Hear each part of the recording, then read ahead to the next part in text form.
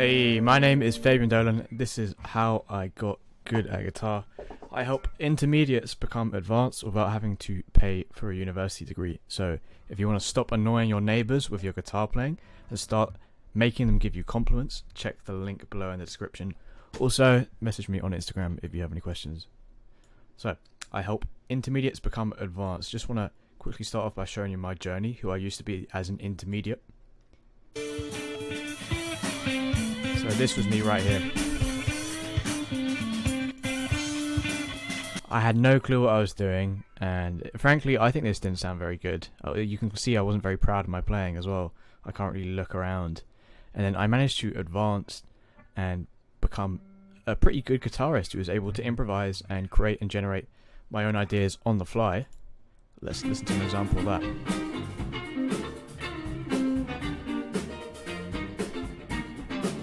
Alright, pretty good I think. I'm pretty proud of that. But yeah, I just want to give you a bit of hope and inspiration. I've been in your shoes before. I know how to progress. I know how to get out of that position of being in that awkward intermediate stage.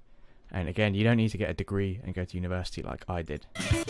Anyway, here is some kind words from my subscribers and viewers. Again, keep posting some kind words. I'll post them up here. Again, I had a student here. Some kind words from him. And again, this is educational content. This is not entertainment, so if you're looking to be entertained, please go somewhere else. So, today's video is all about how to noodle properly. As guitarists, we all love a bit of a noodle. Whenever we pick up the guitar, that's our first thing we do is we noodle, we mess around. And how do we make it good? How do we make the noodling sound good? And how do we make the noodling turn into musical practice? So we're able to use that noodling time in order to advance our musicianship. So we're going to go over a couple things today. One, what is noodling? We're going to go over conscious versus subconscious practice. And then how do we make noodling beneficial to our playing? So first, what is noodling? Noodling is just like freestyling on the guitar, just in the moment playing. There's no sense of rhythm or direction to it. You're just kind of literally just feeling around, messing around, just like probably just running through a scale. Just seeing where your fingers land and just playing notes, just literally just random, completely random. Again, if you see this here, noodling is just fucking around and finding out. You explore seemingly random notes with no sense of timing and rely more on trial and error and intuition rather than any kind of rigid musical structure or systems or rules that you might already know. So again, that's noodling. If you don't know what noodling is, if you've never tried that before, maybe you're a beginner and you can't noodle yet, that's basically what it is. It's just messing around on the guitar, really. It's like doodling pretty much, but we're noodling instead. Now we're going to go over conscious versus subconscious practice. So, conscious effort and practice of scales, chord shapes, and the theory which tells us where to apply them to the fretboard needs to be done in order to inform and influence the noodling that we're doing. So noodling is entirely subconscious. It's something that happens when you're not really thinking at all. It's all felt, it's all feeling. You're not really thinking your way through anything. Noodling is great for getting your hands familiar with the instrument and just getting the creative juices flowing. I think everyone kind of shits on noodling a bit. I think it is a great device to be able to get your hands comfortable with the fretboard and your hands just programmed for muscle memory, so that like just doing like weird stuff like running through a scale, doing hammer-ons and pull-offs, just noodle around that, you're going to become brilliant at it because you're going to put 10,000 reps in it just by noodling and just messing around. So again, noodling can be a good thing for your playing and your practice. It's just we need to know how to take advantage of that so we make sure our noodling is not aimless. So, conscious practice comes first. What do I mean by conscious practice? In order to learn something new, we need to consciously practice a concept or a technique. We need to get to a point where we can understand the information. So for example, we need to consciously practice how to play a scale by playing the scale in order. So for example, we need to practice how to do this first.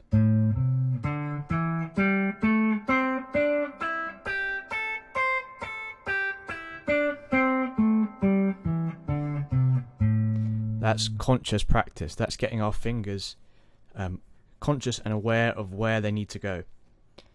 This is what happens when we're learning something new, right? We need to first understand it before we can integrate it and use it fluently without thinking about it. So once we understand how to play the information we've learned, i.e. the pentatonic shape, right? We need to learn how to apply it to make music. So how do we go from playing into making music? Like,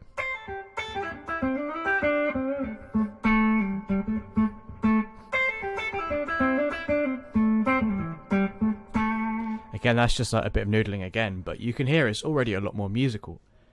I'm just using all the notes of the pentatonic scale, but I've noodled around in that position for ages and used all these kind of different physical techniques like hammer-ons and pull-offs and slides, and I've figured out how to go through between different notes just by noodling in order to make it sound somewhat musical. So, if we put time and repetitions into the scales, chord shapes, and understanding the theory behind how to apply them to the guitar, eventually they'll be integrated into our subconscious, and we won't even have to think about it anymore, and it's just going to come out in your noodling. Right? Think about like you're learning a new language. You have to learn the grammar of the new language. You have to learn what the words mean. And then it gets to a point where you practice speaking them enough and you practice reading them that eventually you're able to have a conversation and they just come out without even having to think. It's the same thing that's going on with noodling. We need to be able to take musical information that we practice, i.e. chord shapes, scales, and then eventually get to the point where we can apply them without even having to think. They just happen when we put our fingers to the fretboard and just music, hopefully good music, comes out. So, the end goal is to be able to make music, right? No one cares about a boxer who looks great punching a bag. We want to see a boxer succeed in the ring against an opponent. Likewise, no one cares about the guitarist who can play like a melodic minor scale or something. And we want to hear them make beautiful music. We don't want to hear them just play a scale. That's boring. That's not music yet. We've got to figure out how to turn those conscious practice sessions into music. Again, boxers also use sparring to practice and improve. I think guitarists can use noodling and jamming with others to improve as well. I think, at least for me, it's the most enjoyable way to practice, is to noodle around and jam with other people and just kind of, again, fuck around and find out. And you can use this as a way to improve and just trial and error your way through sounding good. Like, just attempt to do something with your hands, attempt to use a scale shape or a chord shape, and again, if you mess it up, that's okay. I mean, you're still alive. It's not this massive end of the world thing if you sound bad on the instrument for just a second, right? But we've got to kind of push ourselves a tiny bit with noodling by trying to incorporate the things that we've practiced consciously and kind of boringly, like running through a scale to a metronome, and then trying to apply that to our noodling in order to actually integrate it within our playing, and then push ourselves to become a more advanced musician. At that point, we have developed a new skill set, and we've become a tiny percentage more complete once we've learned how to apply a technique into our noodling. So the end goal is to have your conscious practice inform and influence your subconscious noodling, a skill which will develop how you improvise solos and generate musical ideas. Like, for example, I was noodling earlier today, just like kind of messing around with a chord, and I came up with like this quite nice idea, right? So I went,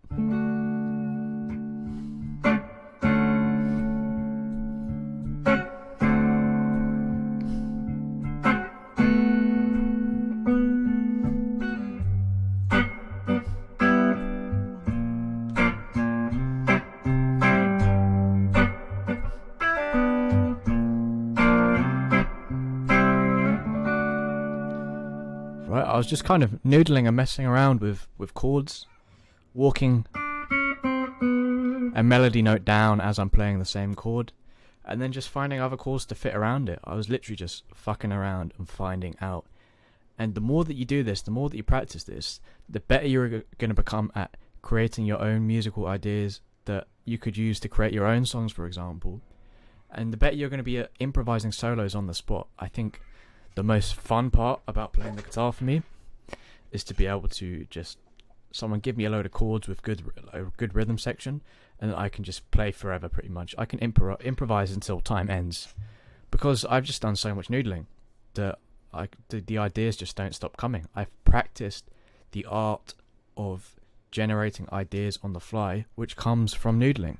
So noodling is a good thing. Don't let people tell you that oh, you shouldn't noodle, you should practice. Noodling is practice if you can do it right. So we've gone over conscious versus subconscious practice, i.e. like practicing a scale, practicing a chord shape for the first time, getting your fingers used to the positions, and then the subconscious practice being noodling with those positions and just kind of messing around, seeing how you can integrate them into your playing. Now, how do we make noodling beneficial? How do we get as much value as we possibly can from noodling?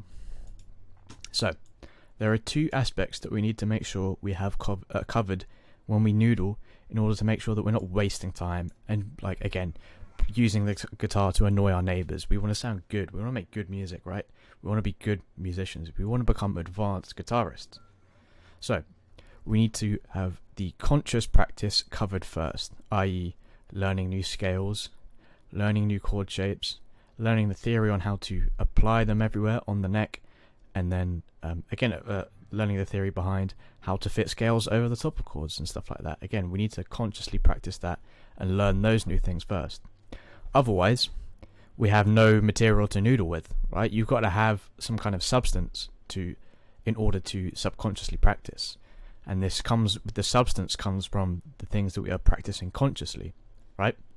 So we need to make sure we do that first. The conscious practice definitely comes first. And then the next part of the cycle, the process, is integrating that into our playing and learning how to be creative with it.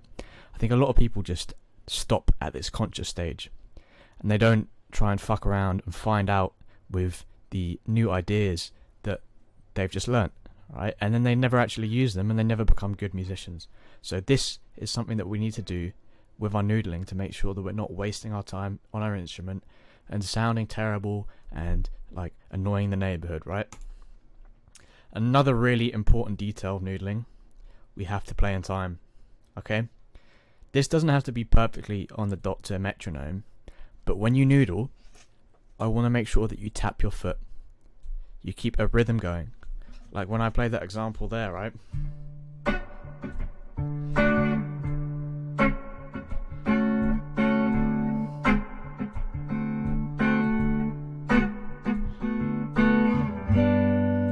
Right, you can hear that it's in time. I'm tapping my foot along to it. And again, let's see if I can noodle again, and just come up with a new idea. Like,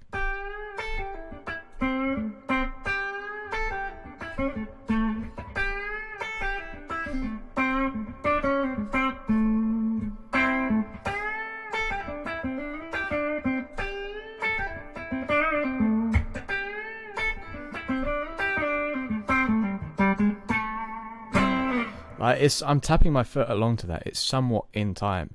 It doesn't sound just like a load of random disconnected notes and ideas that don't really flow into anything, right? The most important thing you have to do is to practice playing in time. So you can, again, don't be arrogant about this. Don't be like, oh, I already know how to play in time. You probably don't. If you've never practiced this before, you're probably terrible at this. So just start off by again, doing your conscious practice to a metronome. Again, I know it's kind of boring. But once we do that, and we kind of get good at making sure that we can play along on the dot with the click, then start tapping your foot and playing to your foot. And again, naturally, when you're playing, you're going to kind of speed up and slow down a bit. That's okay. That's not a problem. Just as long as you have a kind of sense of internal time and rhythm to guide you, you are going to sound more musical. And again, it was natural to kind of slow and speed down. If you listen to players like Jimi Hendrix, he was doing this all the time. Someone like Paul Davids has a great video on how this happens in Jimi Hendrix Little Wing. Again, people are slowing down and speeding up using their own internal rhythm, and that's okay. It sounds great. It's just they have something that's guiding them. We need this sense of internal rhythm. And again, being able to do this is also going to make you a better musician in every single aspect of your playing. You can get away with playing a wrong note, i.e. a note that isn't in the scale or the key at the right time. However, you will never be able to get away with playing the right note, i.e. a note that is in the right scale, it fits over the chord at the wrong time. So if it's out of time with the rest of the rhythm section, it's always going to sound wrong.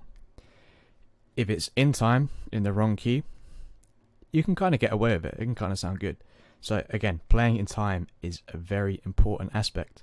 So yeah, next time you pick up your instrument, you're just kind of noodling around, fucking around, finding out, make sure that you're tapping your foot along to that. You're keeping that sense of internal rhythm going. And then music is just going to start flowing. You're going to get better at doing this over time as well.